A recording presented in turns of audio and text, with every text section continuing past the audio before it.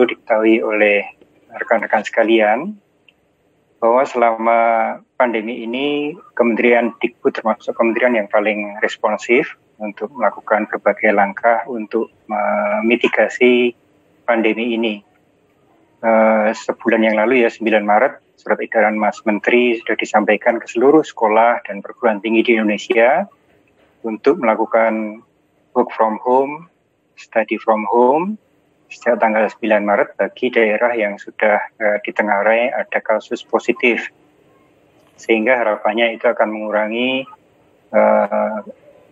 berkumpulnya masyarakat di dalam ruang yang kecil, dalam jumlah besar seperti di ruang-ruang kelas dan di kampus-kampus. Dan itu diikuti oleh surat edaran Sekjen dan surat edaran dari kami untuk implementasi pembelajaran dari rumah, terutama di perguruan tinggi. Kemudian kita juga menyiapkan rumah sakit pendidikan dan fakultas kedokteran. Kita juga memobilisasi relawan dan alhamdulillah luar biasa sekali respons dari adik-adik mahasiswa dengan dikoordinasikan bersama dengan Ikatan Senat Mahasiswa Kedokteran ISMKI. Dalam waktu 3 hari sudah terdaftar 15.000 relawan mahasiswa. Ini luar biasa sekali semangat mereka sehingga terpaksa kita tutup dulu karena sudah sangat banyak. Kemudian kita lakukan pelatihan untuk mereka diberikan oleh WHO selama 1 hari penuh, kemudian oleh Kementerian Kesehatan juga 1 hari penuh dan oleh dokter-dokter spesialis jadi 3 hari penuh pelatihan daring. Jadi alhamdulillah adik-adik mendapatkan tambahan ilmu dari tangan pertama dan saat ini dari 15.000 relawan tadi sebagian kita PKU-kan ke Kemenkes terutama yang sudah sarjana yang sudah bisa pegang pasien jadi sudah koas ke atas. Kemudian yang lainnya yang belum bisa pegang pasien itu kita deploy melalui fakultas-fakultas kedokteran melalui jaringan AIPKI secara bertahap jadi 1.000 begitu untuk bisa membantu terutama untuk promotif dan preventif. Jadi adik-adik nanti mohon bisa disinergikan dengan program-program yang sudah berjalan di masing-masing perguruan tinggi untuk membantu screening, konsultasi, misalnya banyak masyarakat yang ragu-ragu, mereka kalau mau ke rumah sakit juga mungkin juga khawatir juga, nah mereka bisa konsultasi melalui para relawan ini. Jadi ini kita koordinasikan melalui laman yang disiapkan secara nasional di Rekon, di kemdikbud.go.id, relawan kemdikbud.go.id dengan laman Rekon. Ini masyarakat bisa memasukkan data ke sana, kemudian ada wawancara dengan chatbot begitu. Kemudian di ujungnya kalau itu memang perlu ditangani akan ada kontak yang nanti itu kontaknya adalah relawan yang dibimbing oleh case manager yaitu dosen-dosen FK di tempat relawan tersebut diterjunkan. Jadi relawan sebagian besar nanti akan bekerja dari rumah dan ini juga mengikuti spirit Merdeka Belajar. Jadi sebagai relawan, mereka sekaligus juga belajar dan mengasah soft skills-nya. Jadi soft skill-nya untuk jiwa kemanusiaannya itu akan terasah melalui aksi relawan kemanusiaan ini. Dan itu bisa kita berikan SKS sesuai dengan waktu penugasannya. Dengan begitu maka relawan tidak hanya melakukan sesuatu aksi kemanusiaan yang jelas itu juga sangat bagus, tapi sekaligus mereka juga bisa menjadi bagian dari pembelajaran mereka. Kemudian Kemdikbud juga menyiapkan dan P4TK di 34 provinsi untuk asramanya digunakan untuk menampung mereka-mereka yang membutuhkan tempat untuk karantina diri atau isolasi diri, terutama dengan semakin banyaknya migran workers yang kembali ke daerahnya, dari Jakarta, dari Surabaya, dan sebagainya ini. Nah, kalau mereka misalnya kembali ke daerahnya, di rumahnya kecil begitu tidak mungkin untuk melakukan isolasi, itu kita siagakan asrama-asrama di P4TK dan LPMP untuk menjadi tempat isolasi mandiri tersebut. Jadi secara nasional tersedia 18.000 tempat. Namun demikian layanan birokrasi tetap harus berjalan. Jadi selama ini misalnya kenaikan pangkat rekan-rekan sekalian terus kita proses dengan kecepatan yang kita upayakan untuk sama dengan kondisi normal. Demikian pula dengan perizinan program studi baru, perizinan tentang pembukaan penggabungan perguruan tinggi tetap kita proses meskipun dengan kondisi yang tidak yang suboptimal. Selain itu juga kita menyiapkan secara nasional platform untuk pembelajaran daring. Jadi platform untuk pembelajaran daring secara nasional ada 2 platform yang kita siapkan berbasiskan Moodle, itu ada di Spada, dan atas kerjasama dengan Google juga kita siapkan Google Classroom yang biasanya untuk full feature itu berbayar, ini juga diberikan secara gratis. Jadi bisa diakses di laman pembelajaran Kemdikbud atau Dikti melalui Spada. Kedua platform tersebut bisa dimanfaatkan full dan aksesnya gratis karena URL-nya sudah kita daftarkan ke Telkomsel, ke XL, ke Indosat, dan yang lain. Jadi selama akses ke laman tersebut, baik download, upload materi pembelajaran, penggunaan LMS untuk mengatur kelas, mengatur pembelajaran, itu semuanya gratis dan aksesnya tidak berbayar. Terutama bagi perguruan tinggi yang belum mempunyai platform learning management system sendiri, harapan kami bisa membantu meringankan rekan-rekan sekalian. Kemudian dalam kondisi krisis itu dari kacamata manajemen kita harus melakukan manajemen yang fleksibel, manajemen yang adaptif dan cepat untuk tanggap dengan perubahan. Terutama ketika krisis itu tidak menentu seperti pada kondisi saat ini. Sehingga kami keluarkan berbagai kebijakan yang memberikan kewenangan luas kepada pimpinan perguruan tinggi untuk melakukan kebijakan-kebijakan yang paling tepat di masing-masing perguruan tingginya, di masing-masing daerahnya sesuai dengan situasi dan kondisi setempat. Dan dengan begitu maka kami berikan kewenangan seluas-luasnya pada Bapak Ibu Rektor sekalian untuk mengambil kebijakan-kebijakan yang paling tepat untuk menyelenggarakan proses pembelajaran secara optimal dalam kondisi ini, termasuk juga dalam pengaturan jadwal. Ada beberapa perguruan tinggi yang memperpendek semesternya, ada yang memperpanjang semesternya. Kami persilakan sepenuhnya pada kebijakan masing-masing sesuai dengan kondisi lokal. Karena kalau kita atur secara nasional itu sangat tidak tepat pada kondisi yang membutuhkan adaptasi yang sangat cepat dan sangat spesifik untuk daerah ke daerah. Prinsip yang nomor 1 adalah kita harus utamakan nomor 1 kesehatan dan keselamatan mahasiswa kita semua dan sivitas akademika serta tendik yang ada di masing-masing perguruan tinggi itu harus kita utamakan. Nah, proses belajar bisa suboptimal, jadi bisa diperpendek masa perkuliahannya lebih banyak dalam bentuk penugasan, maupun juga kita memanfaatkan kebijakan Merdeka Belajar. Jadi misalnya penugasan mahasiswa untuk membuat APD, itu kemudian dihargai SKS setara dengan KKN misalnya, itu bisa kita lakukan. Menjadi relawan, bisa kita setarakan dengan KKN.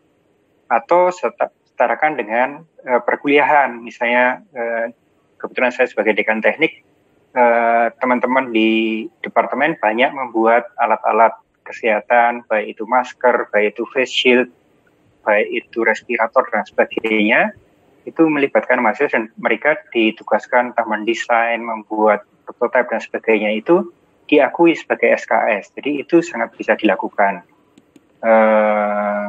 Jadi kita juga dorong jiwa gotong royongnya, jiwa kemanusiaannya, sekaligus mereka menerapkan keterampilannya, mengasah keterampilannya dalam menghadapi pandemi ini. Saya yakin seluruh bidang keilmuan bisa melakukan hal tersebut sesuai dengan skop kompetensi yang dikembangkan untuk mahasiswanya. Kemudian kita juga mendorong perguruan tinggi untuk melakukan berbagai riset dan rapid prototyping untuk berbagai kebutuhan saat ini. Seperti kita ketahui APD, teman-teman di garis depan kesulitan, masker juga begitu, face shield, kemudian alat-alat kesehatan mulai dari kantong untuk menyimpan sampel yang swab test, kemudian alat untuk swab test diri, semua impor. Nah, ini kesempatan bagi kita untuk membuka mata kita bagaimana perguruan tinggi bisa berperan dan bisa membangun kemandirian bangsa di dalam teknologi, di dalam alat-alat kesehatan. Saat ini beberapa perguruan tinggi melakukan riset untuk ventilator. Jadi untuk ventilator ini paling tidak sudah ada ITB, UGM, UI, ITS yang membuat ventilator untuk digunakan selama ketika nanti, ya sebenarnya saat ini itu banyak rumah sakit yang mulai kesulitan ventilator tersebut.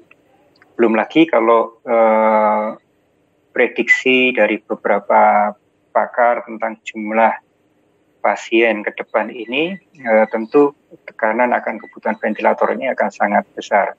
Tapi yang paling membahagiakan adalah justru ini merupakan mudah-mudahan bisa merupakan satu titik balik di mana kita perlu sekali membangun kedaulatan teknologi, baik itu pangan, baik itu alat-alat kesehatan, baik itu industri manufaktur yang lain. Ini semua perlu untuk kita bisa bangun bersama-sama.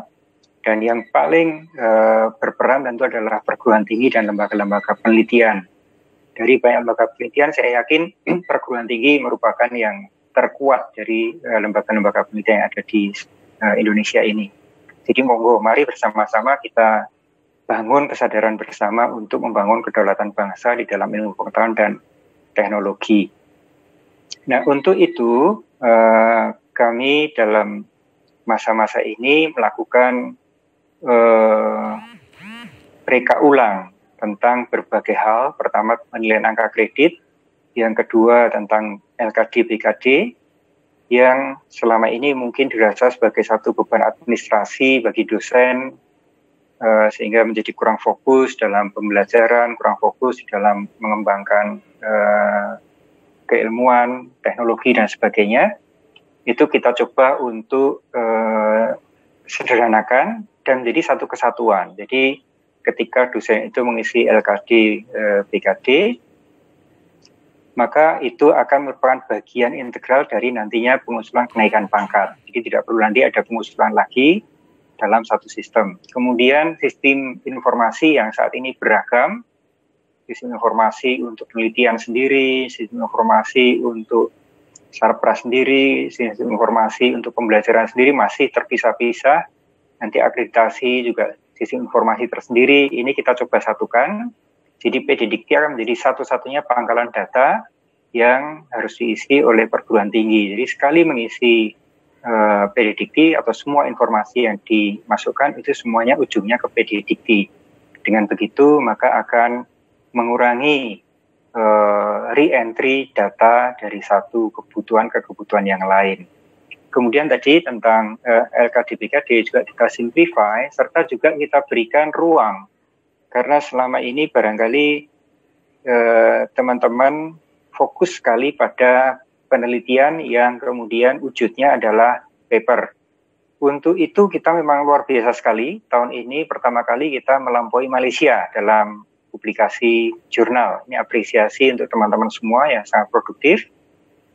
Tapi kita perlu memperluas hal tersebut. Jadi misalnya teman-teman yang tidak hobi nulis, tidak biasa menulis, tidak bisa menulis, tetapi mereka sebetulnya sangat prigel di dalam mengembangkan karya teknologi yang itu bisa dipatenkan, yang itu bisa dihilirkan, yang bisa digunakan oleh industri. Nah, ruang-ruang itu kita buka. Jadi syarat khusus untuk naik ke guru besar misalnya, syarat khususnya tidak harus paper, tapi bisa misalnya karya teknologi, karya seni, karya-karya kemanusiaan, itu bisa sebagai karya pengganti. Jadi tidak menafikan pentingnya karya ilmiah, tetapi ruang-ruang bagi dosen untuk mengembangkan diri dan mengembangkan potensinya, itu juga kita buka seluas-luasnya. Jadi kalau sudah Merdeka Belajar, sudah memberikan ruang yang luas bagi mahasiswa untuk menggali, mendapatkan ilmu, ruang merdeka bagi dosen juga kita buka lebar supaya dosen itu bisa mengembangkan potensinya yang optimal. tentu dengan produktivitas yang harapannya dengan produktivitas yang akan semakin kuat karena masing-masing bisa mengikuti passionnya. Dosen yang jiwa kemanusiaannya tinggi, itu passion kemanusiaannya itu bisa tersalurkan dan tetap bisa diapresiasi di dalam sistem karir mereka. Jadi ini sedang kita garap bersama-sama, mulai dari pedoman operasional penilaian angka kredit sampai ke permennya, baik Permendikbud maupun Permen Pan-RB-nya. Ini sedang kita garap terus, hampir setiap 2 hari kita meeting dengan teman-teman PAK dengan tujuan supaya spirit kampus sebagai mata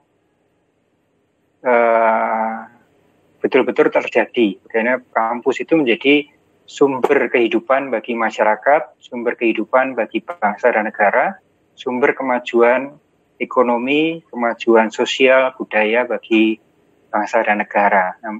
Bisa menjadi pelopor juga di dalam membawa perguruan tinggi menjadi garda depan di dalam membangun kedaulatan bangsa, di dalam pertanian, di dalam perkebunan, di dalam teknologi, di dalam ekonomi, sosial, budaya, dan sebagainya.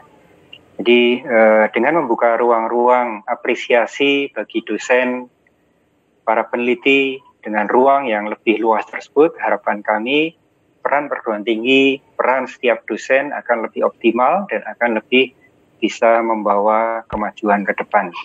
Jadi itu beberapa yang saat ini sedang kita lakukan, termasuk juga di dalam sistem anggaran kita ini sedang kita garap bersama-sama dengan teman-teman dari keuangan, dari Bappenas, bagaimana ke depan itu sistem pendanaan kita untuk perguruan tinggi kita itu supaya bisa lebih menginspirasi, lebih inspiring untuk membawa misi perguruan tinggi itu maju ke depan secara lebih agile, lebih cepat gitu. Termasuk mendorong teman-teman PTN untuk segera menjadi PTN berbadan hukum dan juga teman-teman PTS yang mungkin saat ini kurang sehat untuk merger untuk menjadi satu yang lebih besar sehingga bisa lebih kuat, lebih sehat dan interaksi lintas disiplin keilmuan bisa lebih baik lagi daripada menjadi satu sekolah tinggi kecil-kecil digabung menjadi institut, digabung lagi menjadi universitas, itu akan jauh lebih kokoh dari segi pengembangan keilmuannya maupun dari segi keuangannya maupun dari segi kekuatan lembaganya. Nah, monggo teman-teman PTS yang mungkin saat ini kurang sehat bisa nanti bergabung bersama-sama.